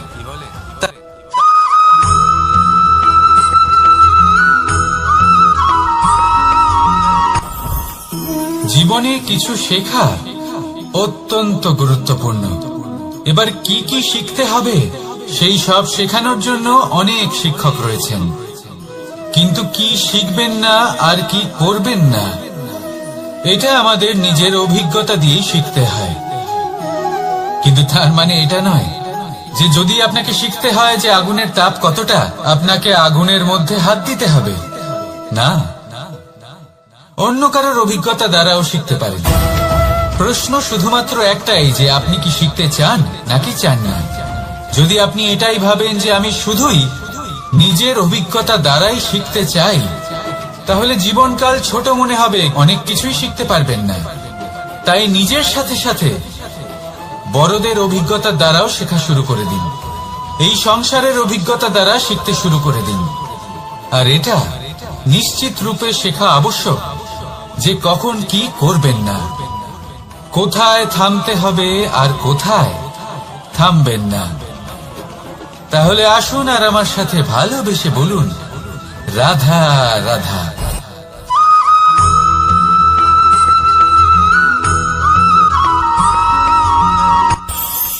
এই সংসারে আমরা প্রকাশ কোথা থেকে পাই? এর উত্তর বড়ই সরল। ভোরে যখন সূর্যোদয় হয় তখন প্রকাশের কিরণ আমাদের ঘরে এসে পৌঁছয়। এইভাবেই আমরা প্রকাশ লাভ করি। এবার এই প্রকাশের আলোতেই আমরা সারাদিনের কাজ সম্পন্ন করি। সন্ধে হয়ে যায়, সূর্যাস্ত হয়ে যায়, আর আমাদের ঘর যাতে অন্ধকার না হয় তার জন্য আমরা একটা প্রদীপ প্রজ্বলিত করি। এটাই ঘটে আমাদের জীবনেও।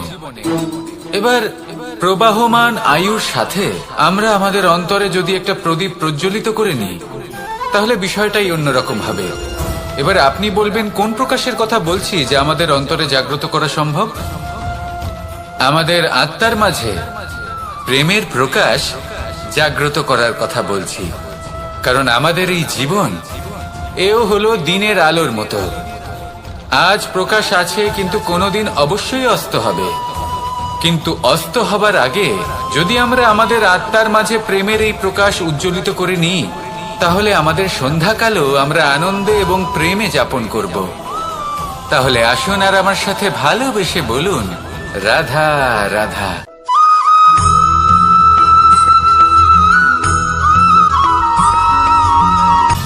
সময়, জীবন, কাল। দেখতে গেলে এই তিনটি শব্দ একটি শব্দেরই সমার্থক শব্দ মনে হয়, কিন্তু এই শব্দগুলির অর্থ কি সমান? কখনোই নয়। হ্যাঁ, এই সময় চলতে থাকে, জীবন চলতে থাকে, কালচক্র চলতে থাকে। এই সময় কেটে যায়, কিন্তু এই জীবন, একে যাপন করতে হয়। কি বলেন? এই জীবনে কিছু করুন বা কিছু না করুন, জীবন এমনি কেটে যাবে, আপনি জানতেও পারবেন না। কিন্তু সেটা আমাদের উদ্দেশ্য নয়, একে যাপন করতে হবে। এই জীবনে প্রেরণা পেতে শিখুন, প্রেরণা দিতে শিখুন, আহ্বান গ্রহণ করতে শিখুন, আহ্বান জানাতে শিখুন, মহান কাজ করতে শিখুন, ধন্যাত্মক বোধ জাগিয়ে তুলুন। জীবন অতিবাহিত করার অর্থ কি তা আপনি শিখে যাবেন। কারণ সময় কেটে যায়, সমস্ত যুগ কেটে যায়, কিন্তু জীবনের রীতি জীবন কাটিয়ে দেওয়া নয়, জীবন যাপন করা। এই জীবন সম্পূর্ণরূপে অনুভব করতে হবে, নতুন পথ বানাতে হবে। এবারে যদি এই জীবন বাঁচার সময় একবার ভেবে দেখুন, যদি মনে প্রেম থাকে, সদ্ভাবনা থাকে, তাহলে কি হবে? এই জীবনকে বাঁচার অনুভূতিটাই অন্যরকম হয়ে যাবে, একটা আনন্দময় অনুভূতি লাভ করবেন। তাহলে এটাই করুন আর আমার সাথে ভালোবেসে বলুন, রাধা রাধা। ভাবনা, এই ভাবনা সত্যি হয়ে সামনে আসে, এটা হলো কঠোর সত্যি। কারণ ভাবনাই হলো সেই বীজ যা সত্যরূপী সেই চারাকে জন্ম দেয়, তাকে বিকশিত করে। এবার ভাবুন, যদি এই বীজ কাঁটা গাছের হয়, তাহলে তা ছায়া দেবে না, তা শুধুই কাঁটা প্রদান করবে। সেইখানেই যদি এই বীজ বট গাছের হয়, তাহলে তা এমন এক গাছে পরিণত হবে যা অনেক বছর ধরে অনেক মানুষকে ছায়া প্রদান করবে, পাখিদের বাসা হবে। সেইভাবেই এই ভাবনা, যদি এই ভাবনা নিচু মানের হয়, তাহলে আপনাকে আশঙ্কিত করবে। যদি এই ভাবনা উচ্চ মানের হয়, তাহলে আপনাকে সমাধান দেবে। সেই জন্য ভেবেচিন্তে নিজের এই ভাবনা চয়ন করুন। এই ভাবনা আপনাকে আশঙ্কাও দিতে পারে, সমাধানও দিতে পারে। কি নির্বাচন করবেন আপনি? শঙ্কা নাকি সমাধান? নিচু মানের ভাবনা নাকি বড় মাপের ভাবনা? সিদ্ধান্ত আপনার। আসুন আমার সাথে ভালোবেসে বলুন, রাধা রাধা। জীবন এবং মৃত্যু, এই দুই হলো জীবনের দুটি অটল সত্য। যিনি জন্মগ্রহণ করেছেন তিনি মৃত্যুলাভ অবশ্যই করবেন, এই হলো নিয়তি। এবার একটা কথা বলি, মৃত্যুলাভ সবাই করেন, কিন্তু জীবন বাঁচতে সবাই জানেন না। সারা জীবন কেটে যায়, কিন্তু জীবন ভালো করে বাঁচতে পারেন না, বুঝতেই পারেন না কি করা উচিত। জীবন বাঁচলেও কিভাবে বাঁচবেন? যদি বাঁচেন তাহলে বাঁচুন সেই প্রদীপের মতো, যে নিজের শিখা দিয়ে অসংখ্য প্রদীপকে জ্বালিয়ে তুলতে পারে, যে নিভে যাবার আগেও অন্ধকারের সাথে লড়তে থাকে। হয়তো সেই জন্যই যেখানে প্রদীপ রাখা হয় সেই জায়গাকে পুজো করা হয়, সেই স্থানকে পবিত্র মানা হয়। একটা কথা ঠিক, মৃত্যু সবার হবে, সে আমি হই, সে আপনি হন বা অন্য কেউ হোক। একদিন এই সংসার থেকে চলে যেতেই হবে।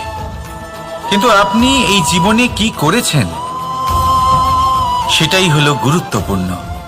আর যিনি জীবন বাঁচতে শিখেছেন তিনি মৃত্যুর পরেও জীবিত থাকেন, তিনি অমর হয়ে যান। আপনিও এটাই করুন আর আমার সাথে ভালোবেসে বলুন, রাধা রাধা। কথায় আছে, মানুষের উচিত দৃঢ়তার সাথে পদক্ষেপ নেওয়া।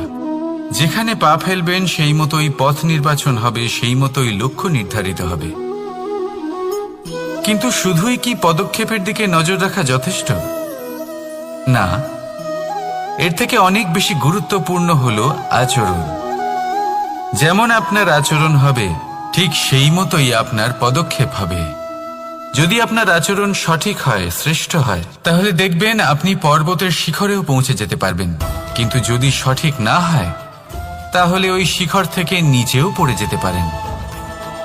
হ্যাঁ, গতির জন্য পদক্ষেপের উপর নজর রাখা গুরুত্বপূর্ণ, কিন্তু প্রগতির জন্য আচরণই হলো গুরুত্বপূর্ণ। তাছাড়া সম্ভব নয়। আসুন আমার সাথে ভালোবেসে বলুন, রাধা রাধা। আপনাকে একটা প্রশ্ন জিজ্ঞাসা করি, জল কোথায় কোথায় পাওয়া যায়? কেউ বলবেন সাগরে, কেউ বলবেন ঝর্ণাতে, সরোবরে, নদীতে। আর এই সবকটা উত্তরই সঠিক। আর এদের মধ্যে সবকটা জায়গাতেই কি পাওয়া যায়? জল। ঠিক সেইভাবেই মানুষের যে কোনো স্বরূপই হোক না কেন, তাতে বাস করেন স্বয়ং পরমাত্মাই। সেই পরমাত্মা যিনি ভালোবাসার বাণী শুনে থাকেন, ভালোবাসার ভাষা বুঝতে পারেন, তিনিই জানেন। এবার সে মাতা দেবকী হোক বা মাতা যশোদা, এই যাত্রা তো শুধুমাত্র মমতার। এবার সে রুক্মিণী হোক বা রাধা, যাত্রা সেই ভালোবাসারই। তাই শুধু ভালোবাসার উপরে মনোনিবেশ করুন, নিজের ব্যবহার প্রেমময় করে তুলুন। আপনার প্রত্যেকটা সম্পর্ক, প্রত্যেকটা বন্ধন পবিত্র হয়ে উঠবে। তাই আসুন আর আমার সাথে ভালোবেসে বলুন, রাধা রাধা। অনেক সময় মানুষ এই কথায় দুঃখ পান যে কেন বারবার তার ক্ষমতার ওপরে সন্দেহ প্রকাশ করা হয়, কেন বারবার তাকে পরীক্ষা দিতে হয়। কেন জিজ্ঞেস করে, এটাই কি আমার ভাগ্য যে একাধিকবার আমার ক্ষমতা আমাকে প্রমাণ করতে হবে? মানুষ মনে করে এ হলো দুর্ভাগ্য। আমি মনে করি এ হলো সৌভাগ্য। কিভাবে? সন্দেহ কার উপরে করা হয়? সোনার বিশুদ্ধতাকে নিয়ে, লোহাকে নিয়ে নয়। বিশুদ্ধতার নিরিখে বারবার তাকে পরীক্ষা করা হয়, তামাকে করা হয় না। রত্নকারের আঘাত হীরেকে সহ্য করতে হয়,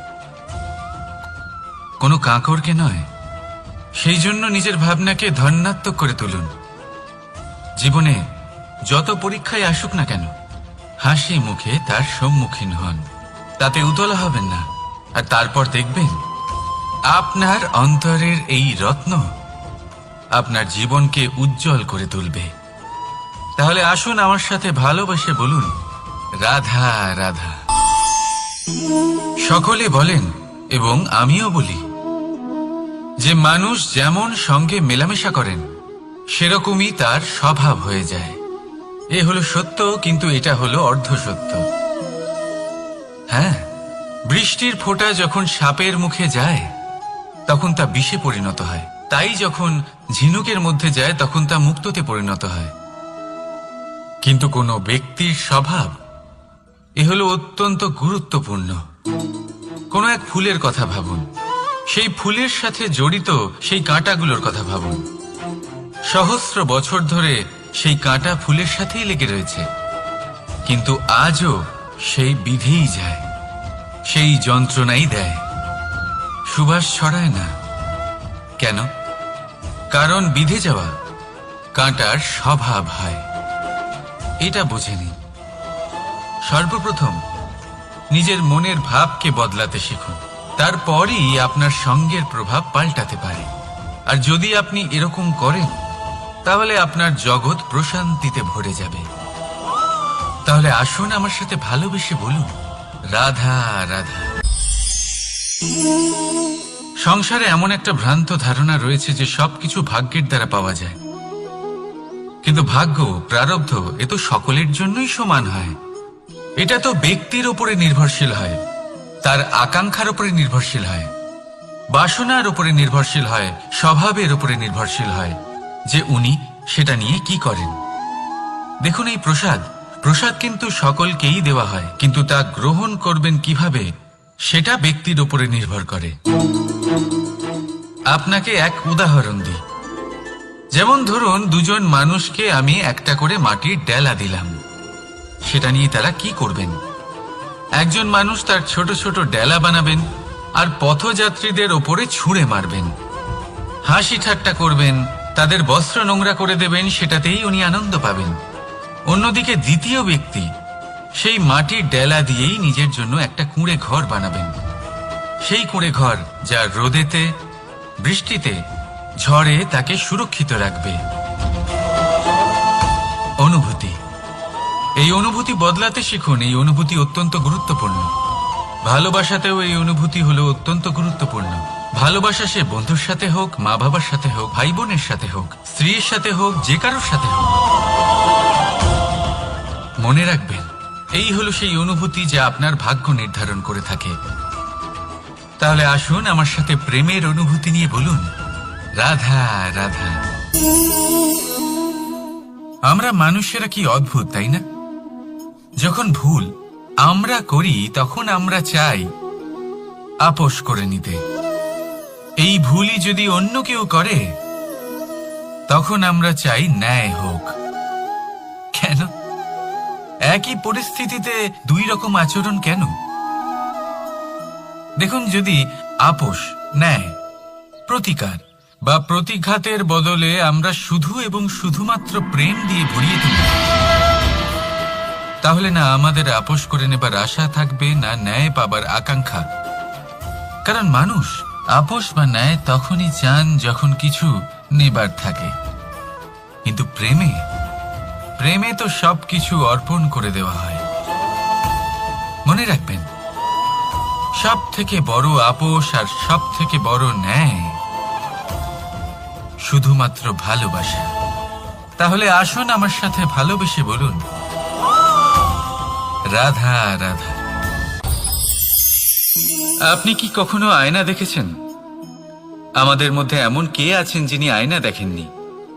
সকলেই আয়না দেখেছেন, আয়নায় নিজের প্রতিবিম্বও দেখেছেন। কিন্তু কেউ কি ভেবে দেখেছেন আয়নার পেছনে কি আছে? সেই প্রতিবিম্বের পেছনে কি আছে? দেখুন, যেভাবে এটা হয়, সেই কাচের পেছনে পারদ ধাতুর একটা স্তর দেওয়া থাকে, যে কারণে আমরা যখন দেখি তখন নিজের প্রতিবিম্ব দেখতে পাই। অর্থাৎ এই কাঁচ এমন ভাবে তৈরি করা হয় যে আলোর প্রকাশ যেদিক থেকে আসে সেই দিকেই আবার ফিরে যায়। সেই জন্যই এটাকে আয়না বলা হয়। এটাই হলো সবার জীবনেরও সত্য। যদি আমরা আমাদের সম্পূর্ণ মনোযোগ শুধু লক্ষ্যের দিকে কেন্দ্রীভূত করি, এদিক ওদিক বিক্ষিপ্ত না হই, তাহলে না শুধু আমরা নিজের লক্ষ্য প্রাপ্তিতে সফল হব, বরং আমরা অন্যের পথপ্রদর্শক হিসেবেও সাফল্য পাব। তাহলে আপনি কি হতে চাইবেন এমন একজন ব্যক্তি? সিদ্ধান্ত আপনার। রাধা রাধা। পাওয়া এবং হারিয়ে ফেলা, এই দুই হলো জীবনের অভিন্ন অঙ্গ। আমরা যেমন কিছু পেয়ে থাকি তেমন কিছু হারিয়েও থাকি। কিছু স্বপ্ন সার্থক হয়, আবার কিছু লক্ষ্য অপূর্ণই থেকে যায়। জীবনে এটা হয়েই থাকে, প্রত্যেকের জীবনেই এটা হয়ে থাকে। কিন্তু কারোর সাথে দেখা হলে আমরা কি ধরনের কথা বলি? আমরা সেই কথাই বলি যা আমরা হারিয়েছি। নিজেও দুঃখ পাই, আবার সামনের মানুষটাকেও দুঃখ দিই। তার থেকে অন্যরকম কিছু করার চেষ্টা করুন, ধনাত্মক চিন্তা করার চেষ্টা করুন। মন সেদিকেই দিন, স্মরণ শুধুমাত্র তাকেই করুন, গুরুত্ব তাকেই দিন যিনি আপনার কাছে রয়েছেন। যিনি আপনার কাছে নেই তার আশায় কষ্ট কেন পাচ্ছেন আপনি? সেগুলিকেই প্রাধান্য দিন যা আজ এখন বর্তমানে আপনার কাছে রয়েছে। যেমন আমি কংস মামাকে স্মরণ করি না, যিনি আমার ছেলেবেলা নষ্ট করে দিয়েছেন। আমি স্মরণ করি আমার যশোদা মাকে, আমার বলরাম দাদাকে,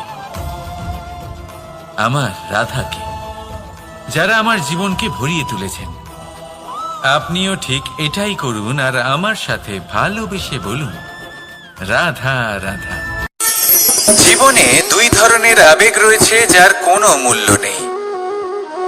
আমার কথার অর্থ এটা নয় যে এদের কোনো গুরুত্ব নেই, গুরুত্ব যথেষ্টই রয়েছে। শুধু এদের জন্য আপনাকে কোনো মূল্য দিতে হয় না। প্রথম আবেগ হলো আনন্দ, প্রসন্নতা। এটা আপনি যে কোনো জায়গায় খুঁজে পেতে পারেন যদি আপনি খুঁজে পেতে চান। আপনি কোনো পুষ্পের সৌন্দর্য দেখে প্রসন্ন হতে পারেন। বায়ুর কারণে যখন একটি বৃক্ষ শিহরিত হয় সেটা দেখে আপনি প্রসন্ন হতে পারেন। একটা ছোট্ট শিশুর কলরব শুনেও আপনি প্রসন্ন হতে পারেন। একটা ক্রন্দনরত বালককে হাসিয়ে আপনি প্রসন্ন হতে পারেন। সবকিছু আপনার উপর নির্ভরশীল। সেখানে আরেকটি আবেগ হলো দুশ্চিন্তা। মানুষ বড়ই দুশ্চিন্তা করতে থাকে। আজ আমি এই কাজ করেছি, সেই বিষয়ে চিন্তা। আজ আমি এই কাজ করতে পারিনি, সেই বিষয়ে চিন্তা। কাল আমাকে এই কাজ করতে হবে, সেই নিয়ে চিন্তা। আমি কি সেই কাজটা করতে পারবো, সেই বিষয়েও দুশ্চিন্তা। চিন্তা সর্বত্র রয়েছে, যার জন্য মূল্য দিতে হয় না। যত চান আপনি একত্রিত করতে পারেন। একটা গুরুত্বপূর্ণ কথা মনে রাখবেন, প্রসন্নতা জীবনের একটা নতুন সূত্রপাত।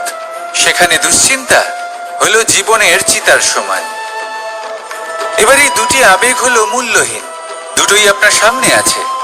কোনটা চয়ন করবেন আপনি, দুশ্চিন্তা নাকি প্রসন্নতা? সিদ্ধান্ত আপনারই। আসুন আর আমার সাথে ভালোবেসে বলুন, রাধা রাধা। ধন, সম্পত্তি, এগুলো আসলে কি? এগুলো শুধু সেই মূল্য যার দ্বারা আমরা কোনো কিছু অর্জন করতে পারি। এবার এই ধনের দ্বারা এই সংসারে অনেক কিছু লাভ করা সম্ভব, কিন্তু সেই সব কিছুই শুধুমাত্র ভৌতিক বস্তুই হবে। ভৌতিক সামগ্রী, ভৌতিক সুবিধা। অর্থাৎ আপনার কাছে যতই ধন থাকুক, তা আপনাকে শান্তির ঘুম এনে দিতে পারবে না। আপনাকে জীবনের বাস্তব সুখের অনুভূতি লাভ করাতে পারবে না, কারণ এগুলো ভৌতিক ধন। এই ভৌতিক বস্তুই অর্জন করাতে সক্ষম। বাস্তবিক ধন কি? যদি এই প্রশ্ন আপনার মনে আসে, তাহলে তার উত্তর আমি আপনাকে দেব একটা উদাহরণের মাধ্যমে। কখনো আপনি শুনে থাকবেন যে একজন পিতা আজীবন অনিষ্ট করেন, অনর্থ করেন, খারাপ কাজ করেন শুধু ধন অর্জনের জন্য। তিনি ভাবেন যে আমি ধন অর্জন করব আর নিজের সন্তানকে একটা উজ্জ্বল ভবিষ্যৎ প্রদান করব, একটা সুখ স্বাচ্ছন্দ্যময় জীবন দান করব। এবার সন্তান যখন জন্ম লাভ করে, তখন সে ভাগ্যের জোরে সেই ধন ভোগ করে। যেরকম সে পায় সেরকমই তার ব্যবহার সে করে। কখনো আপনি এটাও দেখে থাকবেন যে সেই সন্তান সমস্ত ধন নষ্ট করে ফেলে, আর সেই পিতা যিনি সমস্ত ধন সঞ্চয় করেছেন, যিনি সেই ধনের প্রভু, আজ সেই ধনের প্রহরী হয়ে রয়েছেন। এবার এরকম কেন হয়? এরকম তখনই হয় যখন সেই পিতা বুঝতেই পারেন না যে তার জীবনের আসল ধন কি। সেই আসল ধন তার সন্তানকে সে দিতেই পারে না। যদি পিতা তার সন্তানকে কর্মের জ্ঞান দিতে পারেন, উচিত কোনটা অনুচিত কোনটা সেই শিক্ষা দিতে পারেন, সংস্কারের প্রকৃত শিক্ষা দিতে পারেন, তবে সেটা ধনের থেকে অনেক বেশি গুরুত্বপূর্ণ। এটাই হলো জীবনের বাস্তব ধন। আপনি সেই কথা তো অবশ্যই শুনে থাকবেন, কুসন্তান হলে ধন সঞ্চয় করে কি হবে, সুসন্তান হলে ধন সঞ্চয় করে কি হবে। সন্তান যদি কুপুত্র হয় তাহলে সব নষ্ট করে ফেলবে, আর সন্তান যদি সুপুত্র হয় তাহলে ধন থাকুক না থাকুক, সে নিজেই কর্মের পথে অগ্রসর হয়ে ধন অর্জন করবে আর নিজের জন্য এক উজ্জ্বল ভবিষ্যৎ করে তুলবে। তাই সন্তানকে সম্পদ দেওয়ার আগে কর্মের জ্ঞান দান করুন, সুশিক্ষা দিন, কারণ এটাই হলো জীবনের প্রকৃত ধন। আসুন আর আমার সাথে ভালোবেসে বলুন, রাধা রাধা।